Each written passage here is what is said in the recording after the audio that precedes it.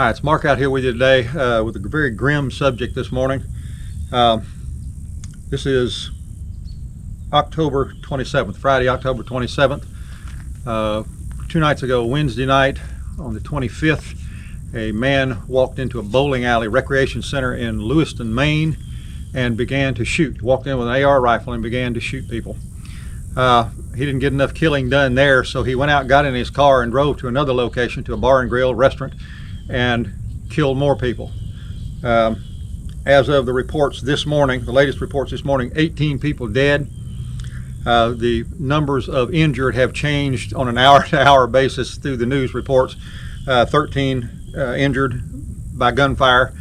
Some, like in the bowling alley, were injured by the stampede of panic that people trying to get out, and they got injured that way. 18 dead though. 18 people dead because a guy walked in, a mindless maniac, just another one, walked in and began shooting people for whatever distorted reason is in his mind. Quite a bit of information is emerging about him now. His name is the person, they're calling him a person of interest, Robert Card, but it got some very clear pictures of him walking in, front facial pictures. Quite a bit of information has emerged about him at this point. And but all of it, you can go on and find it in 100 different places now, in news outlets that are reporting it. What I'm here to talk about is the fact that this is like so many others we've seen now. This is following the course that all of them have followed. This one was not killed by police like others. This one wasn't arrested. This one is still on the large. So imagine you being in a community where this guy had just walked in and killed 18 people with an AR rifle, taken off, and he's still at large. What that's resulted in is Lewiston, Maine is pretty much on lockdown. Schools are closed. People are being told to shelter in place, stay in their homes, stay close to their car. If they're out in public anywhere, stay close to their car, so they're not mistaken for a killer themselves. People are on edge. People are scared. Surrounding communities, same thing. They don't know where this guy has gone. They found his car now, abandoned, and they don't know where he is. My take on this and my emphasis on this is that all of this stuff right here that you hear about doesn't matter, because it's wash, rinse, and repeat. Some of the first earliest reports said that President Biden was being briefed on these events as they took place. President Biden is one of the most useless presidents of my lifetime. This will give him just chances to blather about more gun control on me and you and every other law-abiding citizen. That's what will come up here.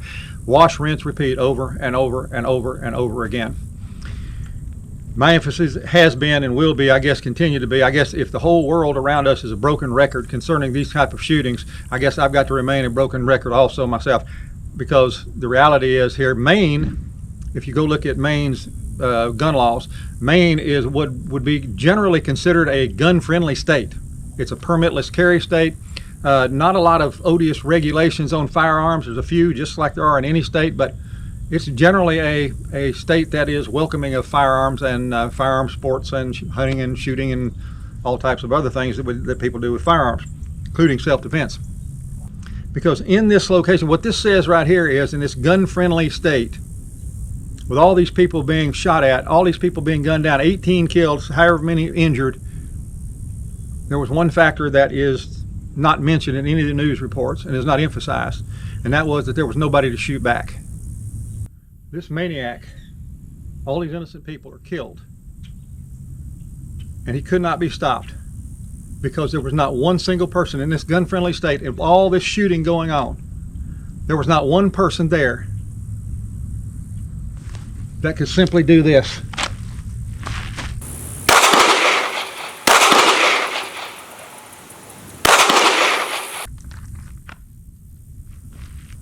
From the appearances in the pictures, the man did not have body armor on. His head was uncovered, legs, everything.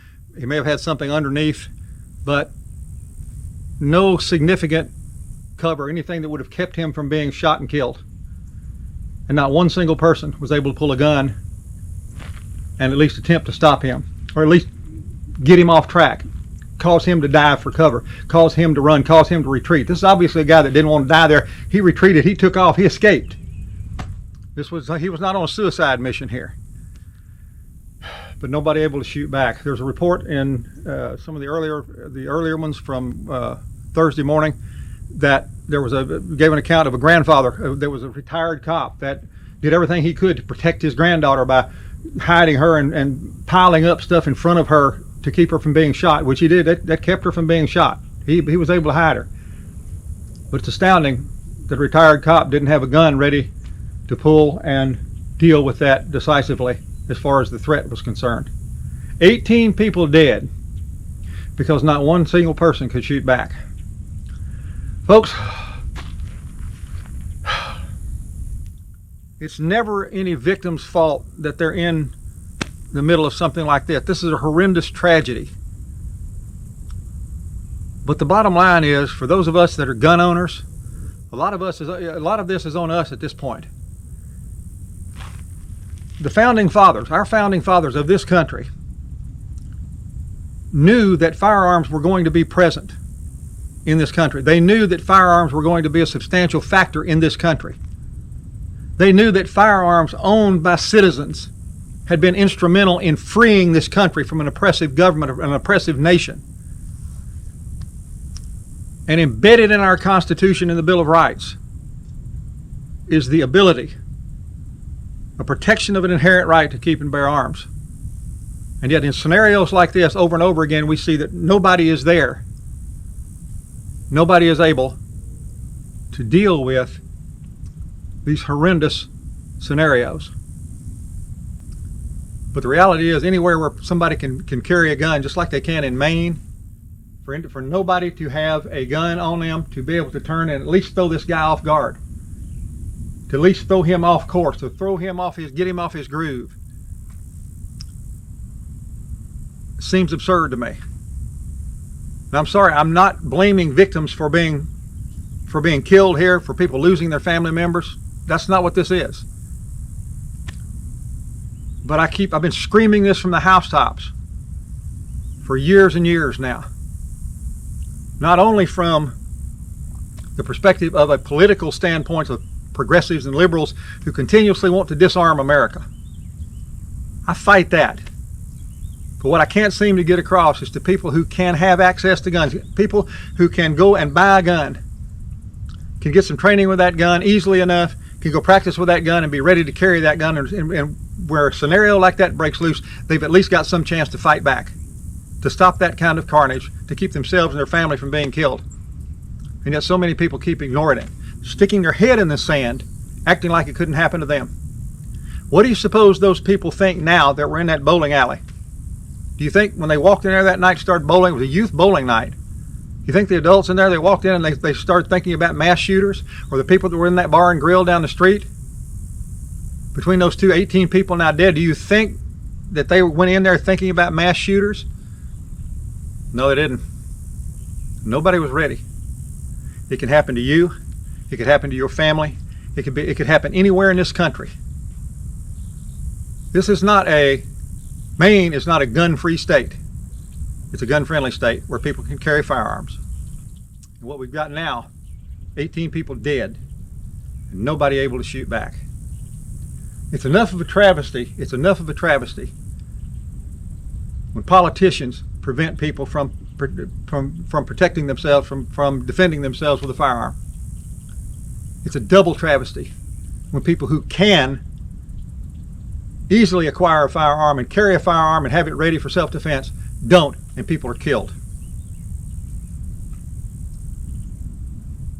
If you live anywhere where you can pick up a firearm, you can carry a firearm, you can buy a firearm, however you can get it, and you don't, you're leaving yourself open to that kind of carnage. It could happen anywhere, to you, to your family, anywhere. And if you don't have a gun ready, you could die, your family could die, people around you could die, just like people in this scenario did. I guess I have to keep saying it over and over again. Broken record. Because this broken record of carnage continues. Both from a political standpoint, politicians trying to keep people from owning guns, disabling them from defending themselves. And people who can defend themselves, if they would get their gun and learn to use it and practice with it and carry it. I just have to keep going and keep saying the same thing over and over and over again. Don't let the carnage take place where you are. Get your gun. If you have a gun, get it out. Go to the range with it. Practice with it. Get ready with it. Carry it. Handle it. Get proficient with it. If you don't have a gun, get with somebody who is an experienced shooter. Go to the gun stores. Pick a gun out. Take it out. Practice with it. Train with it. Get ready. Have it with you. Gun owners, let's stop the carnage. Let's don't have 18 people dead when somebody should be able to pull a gun and stop them. I'm Mark. I'll see you again soon in another Christian Gun Owner video.